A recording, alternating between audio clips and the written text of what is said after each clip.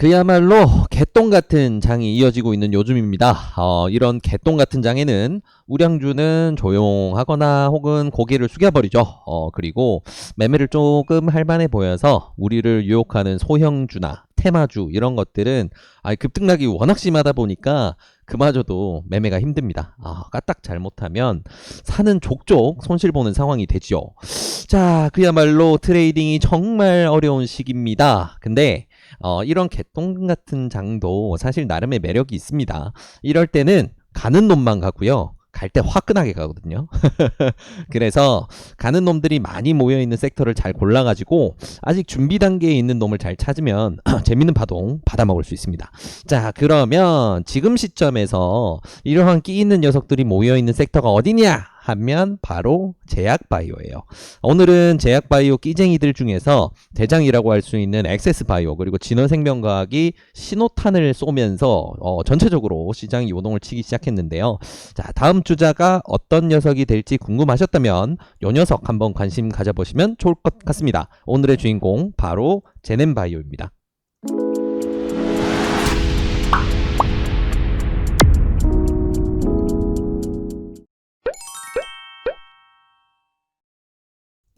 안녕하세요. 수익의 달인 수달스탁입니다. 2020년 10월 29일 특징주 리뷰 시간입니다.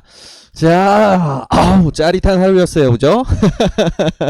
자, 오늘 아침부터 그냥 해외장들이 박살이 나 있다 보니까 다들 심장 마사지 많이 받으셨을 겁니다. 장이 요동이 심했고 수급 현황도 아주 짜릿했어요. 외국인들은 선물 순매도 포지션으로 바뀌기도 했고 여러모로 트레이더들에게는 변동성이 굉장히 크다 보니까 어려운 하루였습니다.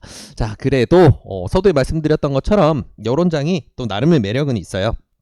잘 고르면 기가 막히게 날아가는 종목들이 나오거든요. 오히려 하락장이나 이런 애매한 장이 됐을 때 투자자들의 심리는 이제 가는 놈에게 달라붙는 이제 이런 형태가 많이 나와요. 그러다 보니까 슈팅이 나오는 종목이 너무 크게 뻗어버리는 그런 오버슈팅으로 넘어가는 그런 현상도 많이 나오는데, 그러면 이런 녀석들은 이제 튀기 전에 잡아둔다 그러면 기대 수익이 상당히 높게 갈 수가 있겠죠. 그래서 나름의 매력을 살릴 수 있는 투자법으로는 지금 이제 갈만한 녀석을 잘 골라야 된다라는 게 전제가 되는데, 서두에 말씀드린 것처럼 지금은 바이오 시장 굉장히 재밌습니다. 그리고 바이오 시장에서도 좀 선별적으로 이제 순서표를 뽑아놨다가 순번이 되는 놈들을 날리고 있는데, 순번이 오는 놈들은 다 준비가 된 녀석들이겠죠. 그래서 어느 정도 차트상으로 그리고 자금 흐름상으로 좀 준비가 되어가는 녀석, 오늘 소개해드리는 바로 이 제넨바이오라는 녀석입니다.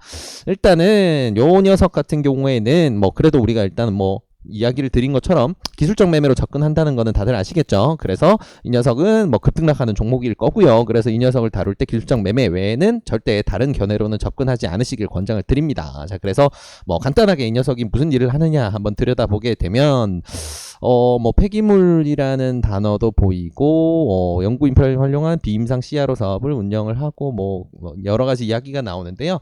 좀 중요한 부분으로 우리가 꼽을 부분, 그리고 최근 파동을 만들었던 부분은 이 제넥신과 함께하고 있는 부분이에요. 그래서, 제넥신이랑 지분도 연계가 돼 있고, 사업이 연계돼 있구나. 요 정도만 기억하시면 됩니다. 바이오 쪽이고, 제넥신이랑 연관이 돼서 뭔가를 하고 있구나. 요 정도만 알면 됩니다. 저도 그 이상은 잘 몰라요. 기술적 매매를 할 때는 이런 굉장히 이제 심층 분석까지는 필요가 없죠. 그래서 우리는 요 정도만 보면 되고, 우리가 매매를 하는 한 일주일에서 2주 이내 기간 동안 이 친구가 망하지만 않으면 되겠구나 라고 생각하시고 대응하시면 될 것 같아요. 자, 그래서 이 친구 같은 경우에는 우리가 기술적 매매로 접근을 하면서 중요한 포인트들을 찝어 볼 건데, 자, 일단은 지난 일봉 차트를 돌려보게 되면 무자비했던 지난 파동이 보입니다. 자, 보이시죠? 자, 7월 말부터 시작해서 8월달 한 달 동안 그냥 난리가 났었는데, 이건 제넨바이오만 이런 일이 있었던 게 아니에요. 서두에 언급드렸던 이제 엑세스바이오라든가 진원생명과학, 이렇게 바이오 제약 바이오 섹터에서 끼 있는 녀석들이 무자비하게 같이 날아갔던 시기가 바로 이때거든요. 그때 함께 파동이 나왔던 종목입니다. 그렇기 때문에 무언가 개발 영역이 비슷하다던가 무언가 엮여있는 백신 이슈가 같다던가 이런 게 아니고 그냥 제약 바이오가 강세일 때 함께 날아가는 끼가 있는 종목이다라고 생각을 하셔야 돼요. 자, 그래서 일단은 앞에 파동을 만들었던 구간에서는 어느 정도 이제 게임이 끝났습니다. 아직. 그리고 이제 차려졌던 밥상들은 이미 다 해소가 됐었고, 이제 추세가 흐른 다음에 다음 파동을 누군가 개입을 해서 만드느냐, 아니면 이대로 그냥 쭉 흘려서 모든 게 끝나버리느냐, 이제 이거에 갈림길에 와 있는 종목인데, 재밌는 파동이 나옵니다. 섹터 부분에서도 재밌는 파동이 나오고 종목에서도 재밌는 파동이 나와요.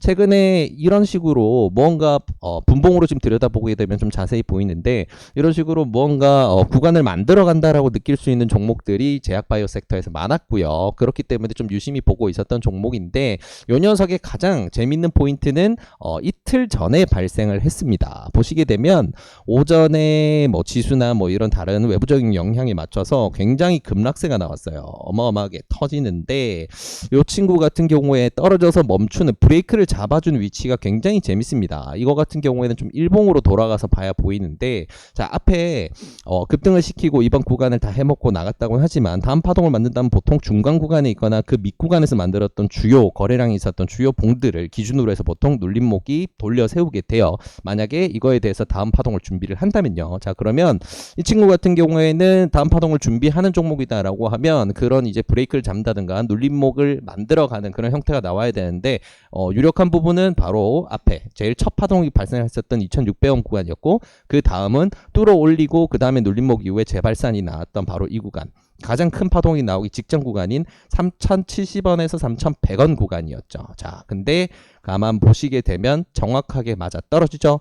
여기 부분을 지지선으로 잡고 다시금 이 추세를 잡아 돌리려고 하는 개입하는 세력이 있다는 겁니다. 자, 그렇기 때문에 이런 파동이 나오는 거고, 이런 식으로 개입을 하는 세력이 없다면 이런 식으로 분봉상으로 바로 돌려세우는, 급락 플러스 바로 돌려세우는 이런 파동은 나오지가 않죠. 그렇기 때문에 우리는 어느 정도는 이제 우리 기술적 매매 기준에서는 합리적인 기준으로 어떤 분의 입장에서는 뭐 비합리적이다라고 할 수 있겠지만, 우리처럼 기술적 매매를 하는 사람들 앞에서는 이 부분은 굉장히 합리적인 판단이죠. 네, 그래서 이런 합리적인 의심을 바탕으로 해서 이 친구는 다시 구간을 만들고 있구나 생각을 해볼 수 있고요. 기준으로 보고 있는 가격은 이까지는 가면 뜨거 하고 깜짝 놀라서 올려버리기 때문에 여기 구간까지 잡는 게 아니고 요 3,400원을 봐야 됩니다. 이 친구들이 원래 만들려고 했던 구간이 이거였던 거예요. 갑자기 이제 위로는 오버슈팅이 나오는 경우가 많지만 아래로도 이런 경우도 많이 나오거든요. 이럴 때 이렇게 바로 차트에 개입을 해서 추세를 돌려 세우고 원하는 그림을 만들어가는 이런 형태가 나왔다는 거, 이런 포인트가 굉장히 좀 재밌는 포인트입니다.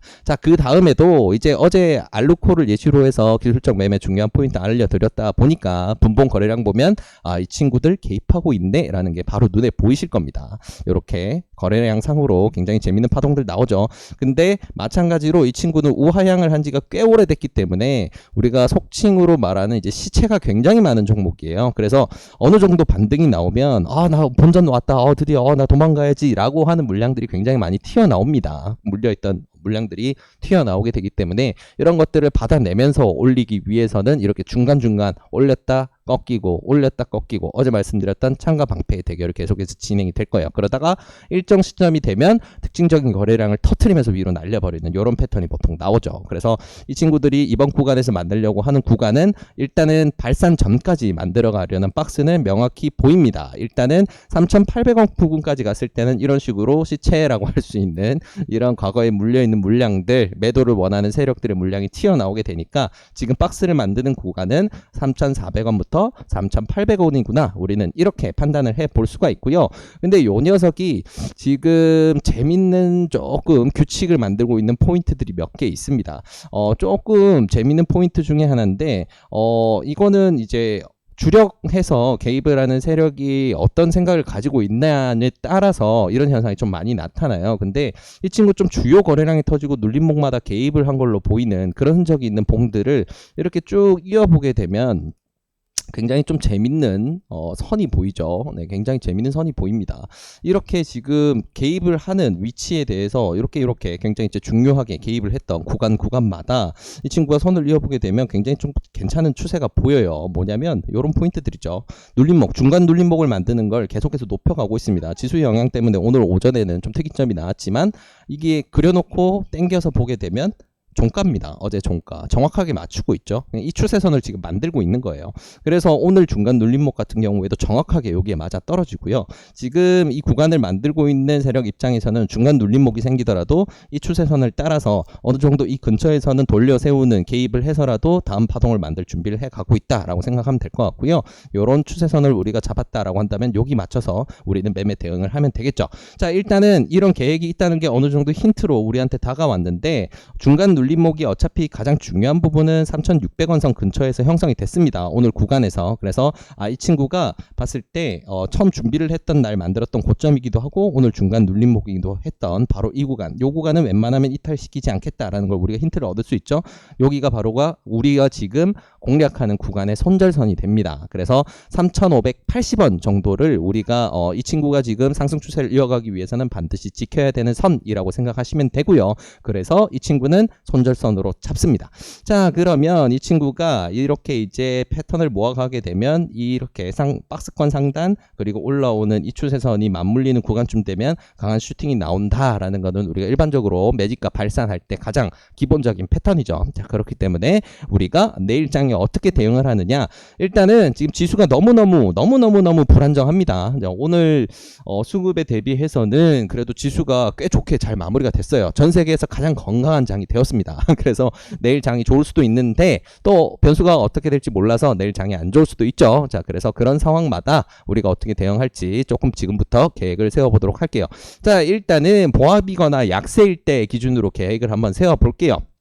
이렇게 했을 때 일단은 손절선은 동일합니다. 어떤 상황에서도 3,580원을 이탈하는 경우에는 일단은 손절을 한다. 그 다음에 이 친구가 만약에 밀리더라도 지금 이 큰 박스라고 할 수 있는 3,400원을 지지를 하는지 확인을 하고, 지지가 됐을 때 다시 파동이 만들면 그때 다시 공략을 하면 돼요. 그렇기 때문에 이번 구간을 일단 공략할 때는 이 부분을 반드시 나는 손절선으로 잡는다라는 거 생각하시면 좋고요. 일단은 여기 보합 근처에서 내일 바로 전체 매수를 하게 되면 이 친구가 거리가 조금 있습니다. 3% 정도는 돼요. 그래서 이왕이면 지수도 안 좋고 이왕이면 우린 조금 타이트하게 대응을 하게 됐을 때 짧은 손절을 잡고 대수익을 노린다면 가장 이상적인 매매가 되겠죠. 그렇기 때문에 어느 정도 분할 매수를 시작을 합니다. 그 대신 그렇게 먼 거리에 있는 손절선이 아니기 때문에 조금 타이트하게 분할 매수를 할 수가 있어요. 그래서 1차 매수 같은 경우에는 내일 매수선 오늘 종가 근처에서 바로 진행을 하시고요. 2차 매수 같은 경우에는 중간 눌림목에서 만들었던 윗구간, 그리고 요런 이렇게 한 번씩 이제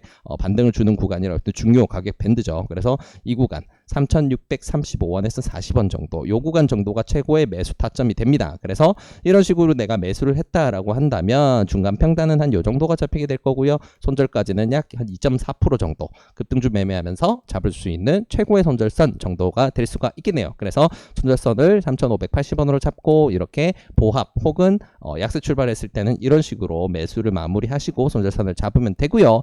자, 그리고 만약에 이 친구가 내일 강세 출발을 했다라고 했을 때 우리는 어떻게 대응을 해야 되냐, 강세 출발을 했다라고 하시면 3,800원, 3,780원이라고 할 수 있는 오늘 고점 구간을 뚫어서 위에서 시작할 때와 아닐 때를 좀 나눠서 생각을 해야 돼요. 만약에 내일 이 친구가 요 구간까지는 안 가고 한 요 정도 구간 내에서 갭상승 출발을 했다라고 하면 어떻게 매수를 하느냐, 1차 매수는 바로 여기서 하시는 거고요. 바로 그 시초가죠. 시초가에서 하시는 거고요. 2차 매수를 여기 오늘 종가 근처에서 하시는 거예요.